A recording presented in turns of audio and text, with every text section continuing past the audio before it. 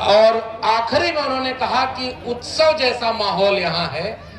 तो मैं उसमें जोड़ते हुए कहना चाहता हूं कि मुझे यहाँ आकर ऐसा महसूस होता है कि ये उत्सव भी मेरे परिवार का, मेरे घर का उत्सव है।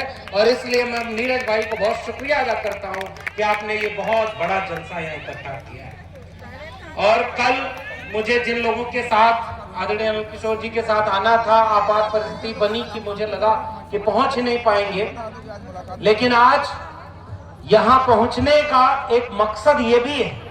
भाषण तो हम लोग बहुत देते रहे हैं, देते रहेंगे, लेकिन आज इस मंच से एक ऐसी एकजुटता का पैगाम जाए कि हम सब बाबा साहब डॉक्टर भीमराव अंबेडकर के संविधान को मानने वाले लोग एकजुट होकर के संविधान के विरोधियों के खिलाफ कल भी खड़े थे, आज भी खड़े हैं और आगे भी खड़े रहेंगे और संविधान की हिफाजत करते रहेंगे। और इसके लिए मैं नीरज भाई को बहुत शुक्रिया अदा करता हूं कि उन्होंने एक वैचारिक मंच सजाया और इस पे इन विचार के लोगों को एक साथ इकट्ठा किया और अपने पिता को, अपनी माता जी को, जो कि खुद भी वैचारिक ट्रेनिंग दे करके अपने पुत्र को इतना सक्षम बनाया था कि उन्होंने भी कोई पाखंड नहीं किया, लेकिन उन्होंने अपने विचार की विरासत को आगे बढ़ा दिया।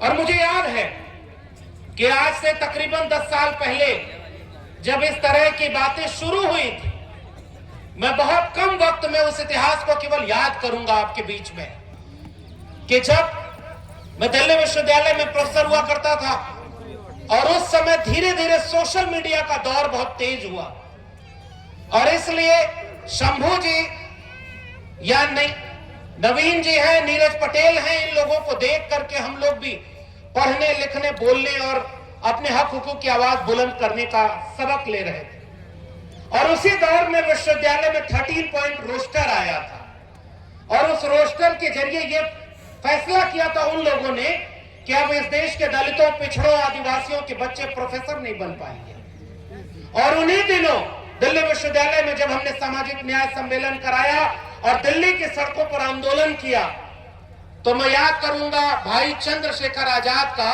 कि उस समय हम लोगों की हिम्मत बन करके उस आंदोलन को लड़ने के लिए एक आंदोलनकारी की भूमिका में भी खड़े रहा करते थे। और मुझे याद है कि उस समय से हम लोगों ने विचारधारा की लड़ाई आगे बढ़ाई और नीरज भाई जिस पाखंड और अंधविश्वास के खिलाफ जिस लड़ाई को लड़ रहे हैं, आज तो इतने सारे लोग हैं। दामोदर भाई अपनी बात रखे, हम उनको सुन रहे थे तो ऐसा लगता था कि वो जो 26 साल 27 साल का प्रधानमंत्री का छोटा भाई है, उसके लिए भी हमारा एक भाई पर्याप्त है और वो उनकी लड़ाई लड़ते हुए आगे बढ़ जाएंगे। लेकिन ये जो पाखंड और अंधविश्वास की लड़ाई है, ये बहुत गहरी जड़ों में है और इससे हमें आगे मुक्ति लानी हो। और मैं अपने याद करता हूं, मेरे पिताजी कॉमरेड थे। यहाँ वैचारिक बातें होंगी, लेकिन मैं अपनी बात याद करके ही अपनी बात खत्म करूंगा कि अपने परिवार में जब मैंने अपने पिताजी को देखा तो वो कॉमरेड थे। उन्होंने अपने पिताजी के मरने पर कोई पाखंड नहीं किया, कोई मुंडन नहीं कराया और जो वहां पर भोज हुआ उसमें शामिल नहीं हुए। फिर जब मेरे पिताजी गुजरे तो मुझे लगा कि उनकी सच्ची श्रद्धांजलि, उनको नमन यही होगा कि जिस पाखंड अंधविश्वास को वो नहीं मानते थे उसको न किया जाए। पूरे परिवार से लड़ना पड़ा, लेकिन अपने पिताजी की याद में हमने कोई ब्रह्म भोज और कोई मृत्यु भोज नहीं होने दिया था और उस समय हमें लड़ना पड़ा था। लेकिन बाद में मेरे परिवार में एक और दुर्घटना हुई और उस समय जब वो हुआ, मेरे बिना बोले ही मेरे परिवार के लोगों ने कहा कि वो कोई घंट नहीं बंधेगा, कोई मृत्यु भोज नहीं होगा।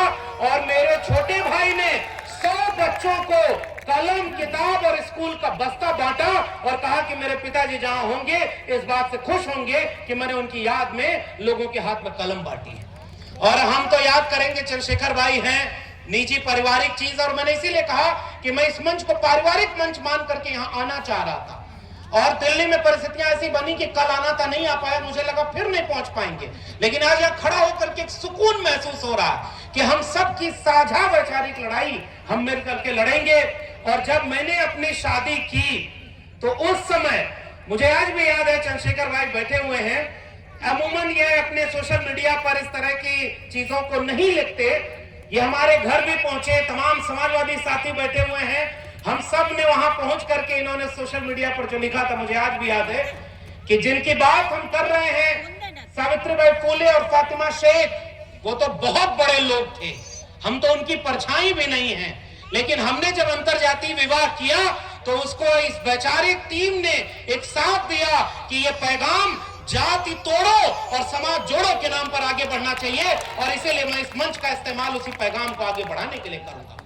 और आगे आखिर में एक बात कह के खत्म करूंगा कि हम लोग तो देखिए पढ़ने लिखने वाले लोग, मैं हर जगह ये बात पूरे देश में कहता रहा कि हम गरीब किसान परिवार के बच्चे, गाय भैंस चराने वाले घरों के बच्चे जब स्कूल कॉलेज विश्वविद्यालय पहुंचे, यूनिवर्सिटी टॉप किया, दिल्ली यूनिवर्सिटी प्रोफेसर बने, तब तक लगता था कि हमारे घर वालों की वजह से हम वहां पहुंच पाए। लेकिन जब अपनी विचारधारा को जाना तो पूरे देश को यह बात बताई कि अगर इस देश में बाबा साहब अंबेडकर का संविधान और मंडल कमीशन न होता तो हम जैसे लाखों लोग अपने घरों से निकल करके इस देश में उन कुर्सियों तक नहीं पहुंच पाते जहां तक हम लोग पहुंचे।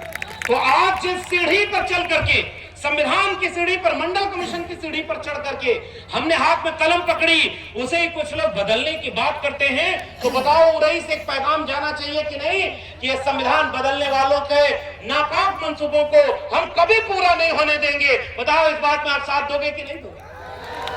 भाई, ये संविधान बदलने वालों को रोकोगे कि नहीं रोकोगे? इसलिए हम लोग कहते हैं न्यूनतम सहमति पर अधिकतम एकता। और उत्तर प्रदेश वालों को तो मैं बधाई देता हूं, ये समाजवादी पार्टी के हमारे सांसद विधायक बैठे हुए हैं और तमाम लोग हैं।